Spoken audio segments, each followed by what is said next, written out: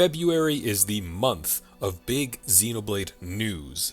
February of 2021 saw Pyra and Mythra revealed for Super Smash Bros. Ultimate, while last year's February Direct gave us the announcement for Xenoblade Chronicles 3. And now, the February 8, 2023 Nintendo Direct showed us not only what we'll be getting in Wave 3 of Xenoblade Chronicles 3's DLC, which comes out on February 15, but our first actual footage of the still unnamed Wave 4 DLC story. Hey everyone, it's Yggdrasiel and welcome back to another Xenoblade Chronicles video.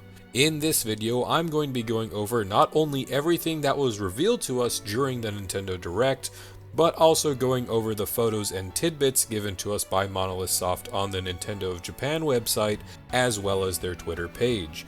And we'll also end off with a few bits of speculation on the Wave 4 DLC story. It's quite a bit to talk about, so strap in, and there are timestamps in the description below for your convenience. Lastly, if you end up enjoying the video, please consider giving it a like and subscribing to my channel, where I'll continue to be making more Xenoblade content as we get more news. With all that said, let's get stuck into the video. Let's start off with what we know on the Wave 3 news, where we got the official reveal of our latest hero, Masha.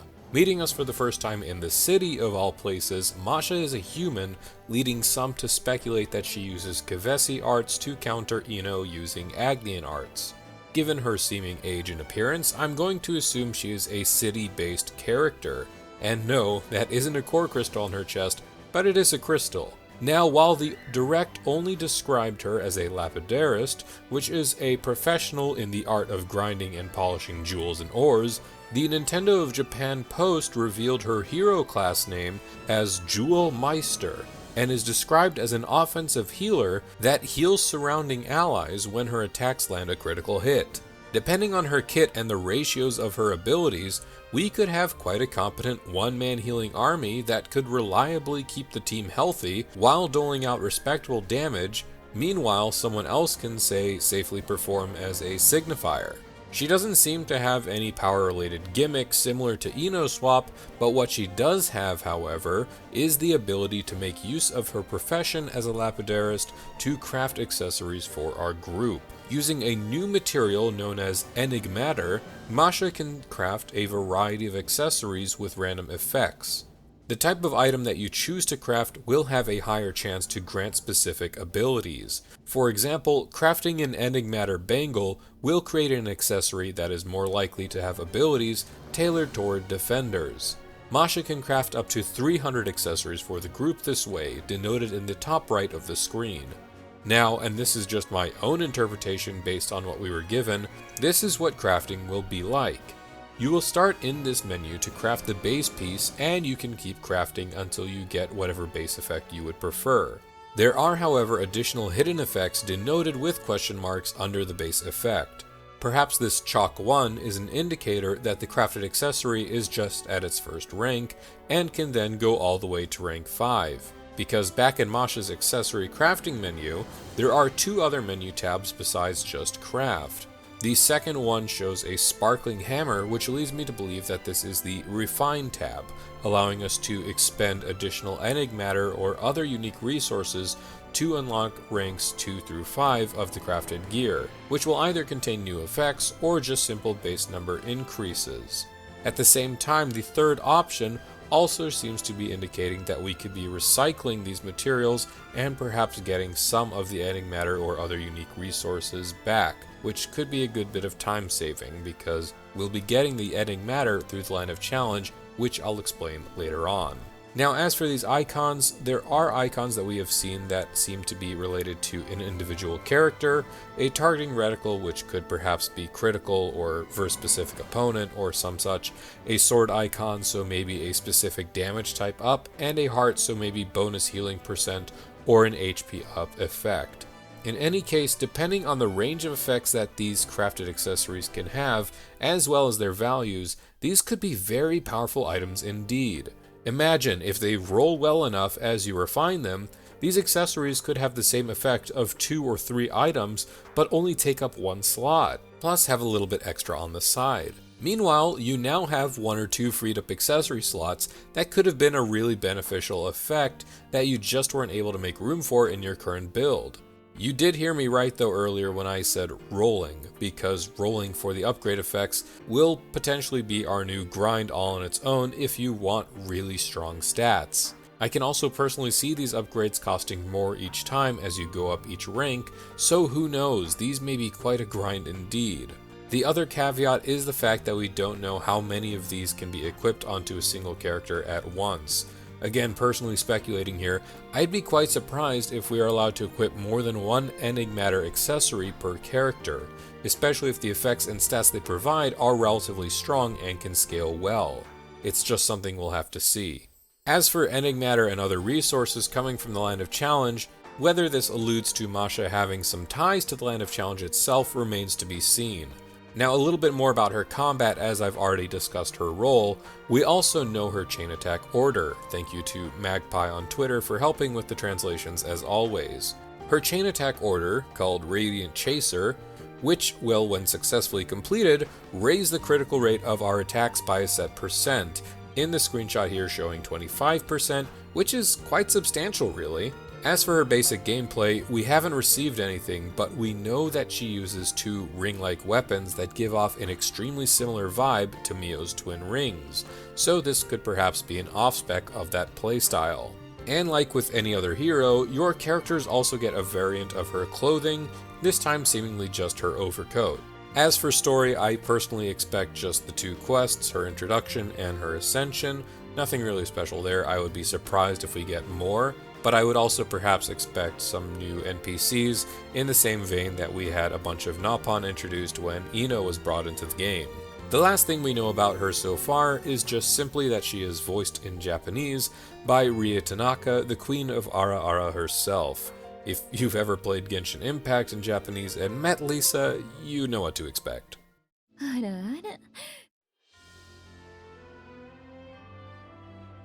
Let's move on to the other main feature of the Wave 3 DLC, new challenge battles. Wave 3 will introduce 2 new modes in the Land of Challenge, the first being a time attack mode, which was expected as it was listed on the DLC roadmap, which I assume is just going to be a standard case of AoE absolutely every single wave as best and as fast you can. But the other mode was not previously known to us and is called the Archsage's Gauntlet, a mode that Nintendo feels confident in calling a roguelike experience. And I gotta say that after analyzing this, it sort of does feel like one in spirit. In the Archsage's Gauntlet, you start off by picking a member of Team Ouroboros and then go through several stages, recruiting heroes that you've unlocked and picking up strong effect bonuses along the way. And I do mean several stages. The trailer itself showed a run that lasts as long as 30 stages to completion. It would be amazing if one of these could perhaps be every single console and Mobius fight ever, but I can see that taking a lot of time, especially on the hard mode. After defeating all the enemies in each stage, a quick shop menu will pop up that'll allow you to recruit up to 6 more heroes to join you. The first 2 heroes that you recruit will be free, while additional heroes afterward will cost a set amount of currency that you obtain from defeating enemies.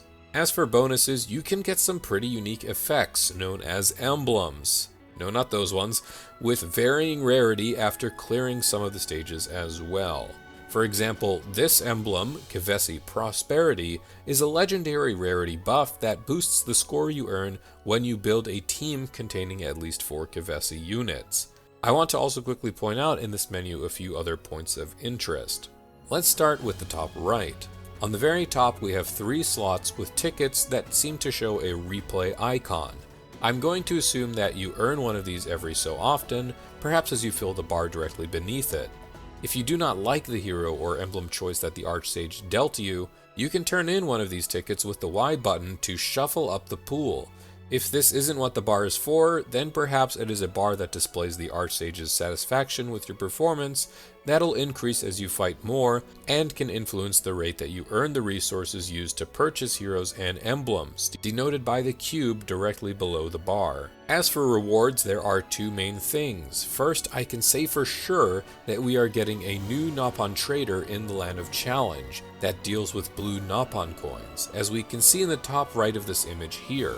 I expect that there will be at least 2 of them to mirror the red Nopon Page and Aid that came with the Land of Challenge in the Wave 2 DLC.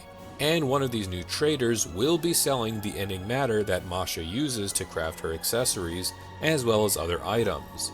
Lastly, with the updates to the Land of Challenge, some of the missions in the Archsage's Gauntlet will award throwback or nostalgia outfits for our characters.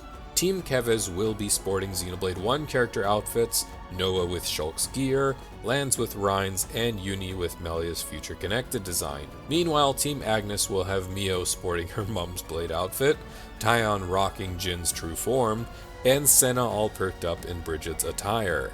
What's more, note here that this lists the reward as Throwback A. This could be an indication that each of the pieces of gear will have at least one color variant, similar to how there were 2 variants for the swimsuits in Wave 2. Perhaps we'll unlock Type A through the Archsage's Gauntlet, while Type B will be a reward that is either available from Time Attack or traded in for from one of the new Nopon vendors. Here's hoping if that's the case, we could get some nice color variants that could be throwbacks in and of themselves to other characters of both prior entries. Alright, now for what I'm sure most of you really care to hear more about, the first preview of the Wave 4 DLC story, which completely baffled me that they chose to show off any of this as early as this last direct, which might indicate the current level of progress and faith that Monolith Soft has in the DLC story. I have hopes for the 4th wave to be released by September or October of this year at the latest, with at least 2 more main trailers, and if we are lucky, some daily posts by Monolith Soft over on Twitter could be in our future. But for now, let's focus on the 20 seconds that we've gotten so far. We have 3 main scenes. Now the first is a grown Shulk and an even more grown Rex. I mean damn, look at how clean our boy aged. And they're confronting of all people Alvis, also known as Ontos, also known as Mr. Walk Hand in Hand himself. Yet look at where he is, in a position that is a clear homage to Zanza. I mean, I don't know about you guys, but I can literally feel that a remix of Zanza the Divine will be playing during this scene. Shulk yells, "Tell me why, is this really what you want?" And Rex interjects with, "Nothing's going to get through to him, he's a heartless machine." As the camera goes for a quick zoom in on Alvis's model, and while we can't see all too much besides his eyes and lips giving off a very stern expression, his red core crystal is glistening in full display. This could actually be quite interesting. Shulk has a history with Alvis, and if we are being really technical here, he is his driver. Meanwhile, Rex truly knows more of what he really is. In fact, he himself said those exact same words to Malos at the end of the main story in Xenoblade Chronicles 2. It makes me wonder if this will influence the interactions between Rex and Shulk with regards to how to deal with Alvis. As for the scene itself, I mentioned the Zanza-like appearance, wielding the original Monado with the wings of light and literally encased in light as he looks from on high. But there are 2 other main things to note, and both deal with Future Connected. First, taking a look at this image here, note the color of light is identical to the light that emanated from the ripple in space created by the Fog King in Future Connected. What's more, the purple fog that we've become dearly accustomed to through our time in Ionios is also seething out from him, leading to speculation that Alvis is actually the true cause of the underlying events of the fog and the annihilation events that they preordain. As for the dialogue with Shulk yelling and questioning Alvis while Rex calls him a heartless machine, there's actually a fan theory gaining traction that Alvis, being the component of the Trinity processor that was ultimately the administrative computer of Claus's phase transition facility, he's actually acting on Shulk's final order. Shulk's one wish while acting as the god of the world of Bionis and Mechonis was to create a world with no need for gods, a world where everyone decides the future for themselves. So imagine then, as the worlds of Xenoblade 1 and 2 grew closer to the point of their fated impact, the collective fear and despair by every living being ultimately corrupting Alvis, or perhaps in his capacity as a computer, acting in the best interest of both worlds.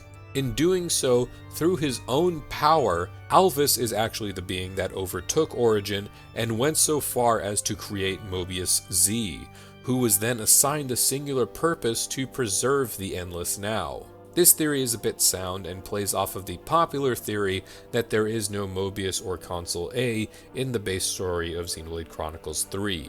Perhaps an intentional act by Mobius Z because the position of A was already established and taken up by Alvis. But it does have the caveat of us not knowing if Alvis's powers are truly and purely his own. The power on display here, much like Zanza's, seemed to be on the same power level as the Conduit, which disappeared at the end of Xenoblade Chronicles 2. And we know that at the very least, Numa's power was directly tied to the Conduit, but it remains to be seen if that's the case for her brother, aka Mr. Administrative Computer. Another thing is where exactly this might be taking place in terms of the story, and I'm willing to bet that this is a scene taking place within the first 10 to 15 minutes of the story alone, assuming Monolith Soft is teasing us in the same way that they did with the base story of Xenoblade Chronicles 3, while trying to be respectable with spoilers. If I had to put my money down, I'd argue that this scene takes place prior to Origin's failure, perhaps at a point of confrontation where the heroes of both worlds were able to interact with one another within Origin. It's actually going off a little bit like how I sort of speculated and predicted, which surprised me, but I'm quite happy if that is at least a little bit of the case. The last thing about this scene is that I just wanted to quickly discuss the new designs of Shulk and particularly Rex. While Shulk seems to have gained a few years and now sports a cape in the same fashion sense as Dunban, Rex seems to have aged considerably longer, and his time as the leader of the Garfont mercenaries has definitely given him quite the opportunity to bulk up over the years. A nice touch is that he still sports his salvaging gauntlet on his left arm, and on the top of his coat he has the same fitted design as if he was about to go salvaging at any moment. The biggest takeaway in their designs, however, aren't their clothes or how much they've grown, but it is their weapons. You may have noticed that Rex is wielding both Pyra and Mithra's weapons at the same time, but in this back shot, people have been pointing out that these weapon designs are a fair bit different from the swords that we've come to know.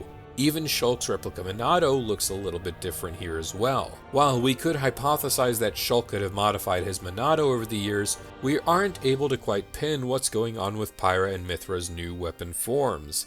Maybe they were altered a little after they came back to Rex at the end of Xenoblade Chronicles 2. It's just some nice food for thought that we'll have to keep our eye out on. The next scene is a rather quick zoom up of a new map, but some things aren't quite adding up here. For one, this looks quite eerily similar to Ionios. In fact, I would say that this is Ionios at an extremely early stage of its life, and we have quite a few landmarks for verification. For one, we have the giant protruding hand of Morardain adjacent to some large towers that encompass the Mactha Wildwood. To the upper right hand side, this giant landmass is the unsullied carcass of Uriah. And on the bottom right hand side, we can make out a snowy terrain, which indicates that it is the remnants of Gormott that make up the Capricorn Peak. If we take a direct look at the map of Ionios during the main events of Xenoblade Chronicles 3, we can see this perfect little unidentified landmass to the west of the Iatia region. And if you were to view the world from the angle presented in the new footage, you would have pretty much an exact match. But let's talk about this new landmass itself, and I'm sure that you all picked up this right away, that it is a remnant of the Gar Plains. No major fusion or seeming ties to any of 2's world that are noticeable, and the iconic Ragwell Bridge and its surrounding earth columns are present. We can see some sort of tent station there even. There's also native species like X at the water slide, and this may actually be where our friend the territorial Rotbart has been hiding this time around. I got my eye on you, buddy. But look here, a campsite, and one that is seemingly using the Agnian colony assets. What's more, if we go back to that shot farther away, we can make out one of the anti-air batteries from Bionis' Colony 9, and there seems to be a pathway directly from there leading to the Gar Plains, so we may well be starting our adventure in good old Colony 9 once again. We then transition into the final scene as we here have a new character yelling, "Like killing Granddad wasn't enough for you?" as he begins to channel the power of an Ouroboros, and this is where things get even more messy with trying to pin what exactly the heck is going on. For one, the most obvious point of note is the extreme similarity of this character to Noah, but even more extreme similarity to the founder of House Vandom. For one, we know that this is not our Noah, who has a flame clock in the right iris as a Kavesi. Instead, this guy has it in his left eye, a trait that both Monica and Gondor Vandom also exhibit. What's more, he also has gauntlets equipped over both arms, which we know from the founder statues in the city that the founder of House Vandom was a master of fist fighting, a custom followed on in current generations, as is the case with Gondor. There's no doubt then that this is the founder of House Vandom, and this knowledge, paired with the previous scene's imagery of a younger state of Ionios, leads me to conclude that at least a part or even the bulk of this DLC story is going to be the story about the 7 founders, and it gives me more validity in feeling that the first cutscene with Rex, Shulk, and Alvis is merely a prelude. At this point, I'd like to read the rest of the plaque of House Vandom's statue. In memory of the founder of House Vandom and the city's restorer and liberator, the original incarnation of the city was once laid to ruin by Mobius N's hand. The founder realized fully the power of Ouroboros, heretofore limited, and fought against N, ousting him.